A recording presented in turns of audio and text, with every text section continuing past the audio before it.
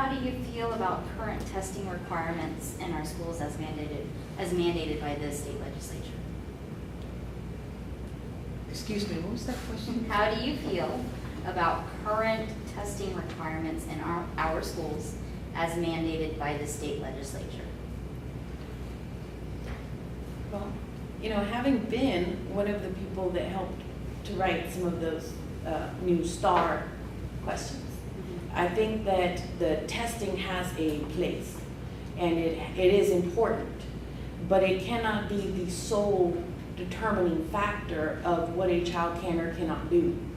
I think that there needs to be a move towards understanding that what you're looking for is growth, is student growth, and that you cannot teach to a test, you know, and this overemphasis on that number and it being such an important factor in the accountability and financing for the school, it has a tendency to put too much emphasis there, and we're not really teaching. You know, we're not teaching the way that students need in order to actually achieve learning, not just for right now to answer this multiple choice question, but for long term, for real life, for being able to enjoy reading, to think critically, to apply those math skills in a real life setting. So while I think that it is a valid instrument, it needs to be balanced out, and it needs to be, it cannot be the factor that determines what you do in the classrooms.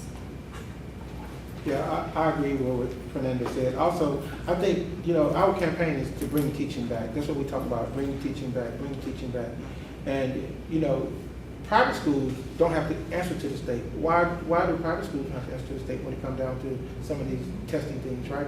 Those kids are getting educated. Those teachers are doing a great job. Those principals over there are doing a job. Those students get out going to major colleges doing very well. So I don't think that the test can tell me exactly what my student is doing. I think the test, it can, like she says, it's an instrument that can be used, but I don't think it should be the sole factor, not at all.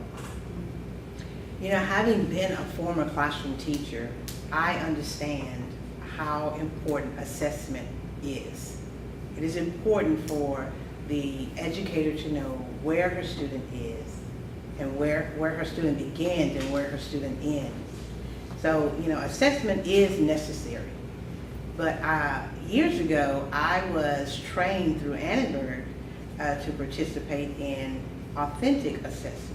And authentic assessment takes assessment a step further to say that, you know, okay, if you've learned this and mastered this, then prove it.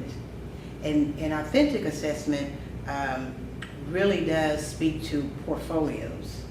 And I think having a child produce a portfolio based on a rubric, and that rubric upholds the criteria of the curriculum, then we can actually know what that child really has learned, because now you're able to demonstrate what you've learned. And I think we can start assessment authentic. We did it on our campus in 4th grade. So, you know, because it is manageable, it can be tailored to the grade level, and as they move up, you know, the portfolio can become more and more, you know, defined, so that, you know, it's really speaking to the students' skills and their theory and their practical application of what they've learned. And it goes also to them exploring what they want as well, because as they apply these skills in more engaging projects that apply, they begin to see the areas of their life that they are talented in, that they're really good at, and they begin to find who they are and what the trade they might decide to follow based on these projects. And they're not going to find that from a test. And just because my principal is requiring me to teach to the higher order of Bloom's taxonomy does not mean my student is learning at the higher order of Bloom's taxonomy, because they are not demonstrating that. If you want to call demonstrating it on a state assessment is demonstrating, then, you know, talk with me later and I'll explain some things to you. But, you know, it's really important that if we are teaching at the higher levels of Bloom, our students should have a pathway to learn at that level. You know, it doesn't make sense for there to be such a burden on the educator when the student may not be able to meet me there. They must first be able to meet me there in order for me to watch them excel and grow at that level. So, you know, we definitely have to look at our instructional strategies as well as what are we requiring of our students.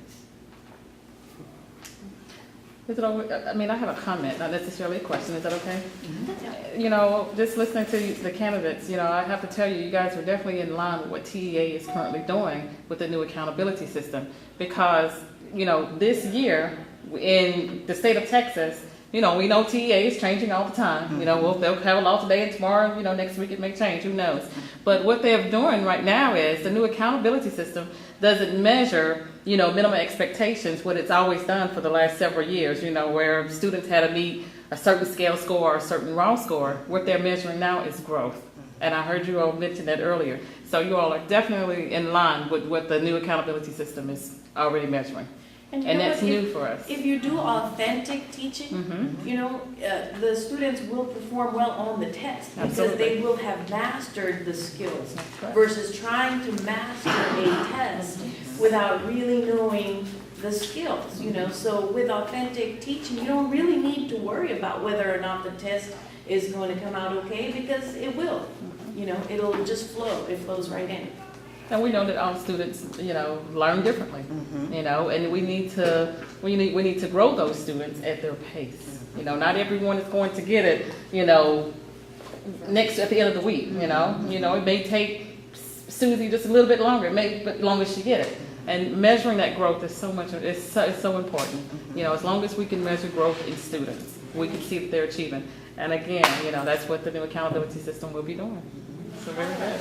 So since our guest spoke to TEA, I just want to say, you know, that's where the state assessment comes from. So if they're expecting to measure growth, then you are definitely looking at lessening state assessments.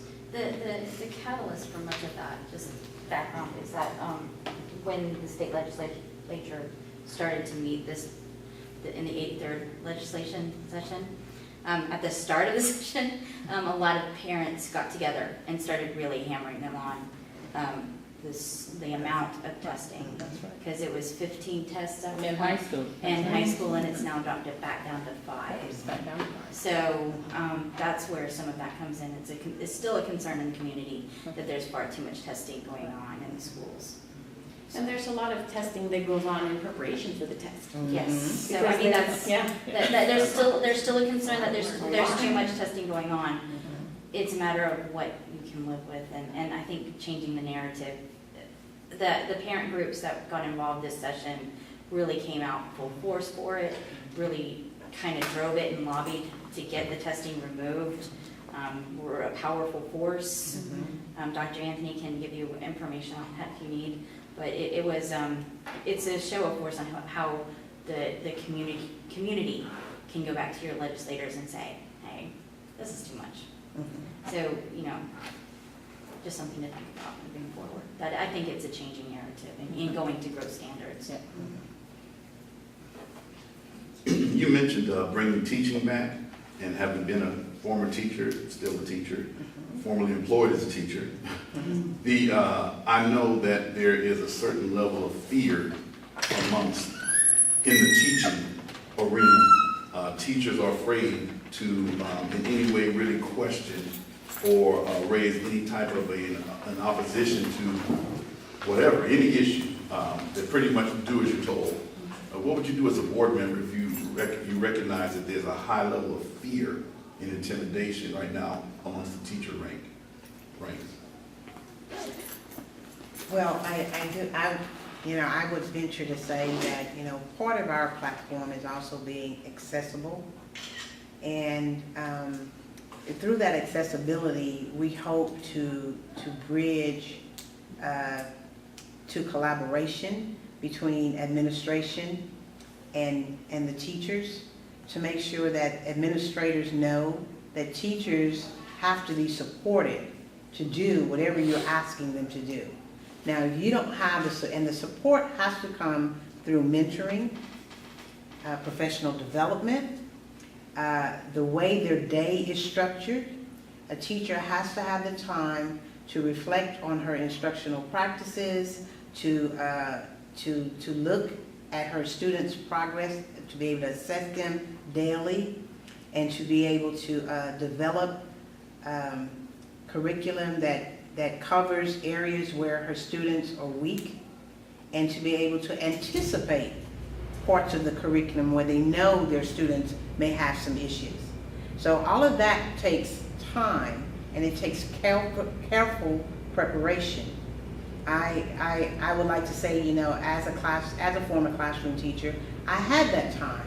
That's why my students showed tremendous growth by the end of the school year. I was an early childhood teacher, and at the end of the school year, my students, pre-K students, were reading anywhere from level 1 to level 2. And they were so, you know, eager and full of anticipation for going on to kindergarten. They were ready to engage that level. And that's what's important, that we're readying them for the next level with so much motivation and excitement that, you know, summer's just too much. Can I go now? You know, but they use that summertime to continue to fuel that motivation so that when classes resume in the fall, they're more than prepared. So I think it's very important that we are looking at that. And then teachers have, and I like to call the practitioners, have the opportunity to voice and speak to certain things, the structure of the day. This is not working for us, and here's why. And here's what we recommend. And then those recommendations taken seriously and then even instituted. So I think, you know, a new way of collaborating has to happen, whereas the administrator is no longer the classroom monitor per se, but also an active participant in the learning environment. Yes, I agree with exactly what Veronica said. Also, I think that what we want to do for the district is if you want to work at Alief, we want to have a wait list to take a job here. We want it where that when you want to come to Alief, look, it's a wait list to get a job in Alief. And we could do that. And some of the things we need to do, a lot of times when people are in an open forum, they're afraid to voice their opinion. So I think we should have surveys, anonymous surveys, so people can send out their real feelings in, and we can look at those feelings as a board and say, look, this is what we need to do. This is what the teachers want. We don't want anybody to come to work and don't feel safe in their job. You want to be safe, you want to feel good, you want to get up in the morning, you want to feel good about going to work. You don't want to be like, oh, I got to go to Taylor today, or I got to go to Hastings today. You want to be in a good situation every day. So I feel that we can do that today. And just kind of looking at what both of my team said, you know, because absolutely, the board was just discussing, again, too little, too late, the possibility of bringing in an outside company to do the survey so that you could have anonymity, you know, and so that people wouldn't be afraid.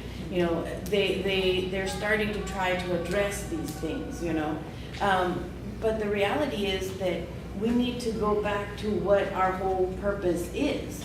You know, like Thibideaux said, our whole purpose is to teach the kids, those kids learning. And everything and everyone serves that purpose. So it's a team, you know, and this attitude of, you know, us against them, like administrators versus teachers, shouldn't exist, you know, because we're here to help each other achieve that goal. So it's about collaborating together and understanding that, you know, nobody is more important than anybody else, because ultimately every part of the system goes towards that goal of achieving that student's learning success.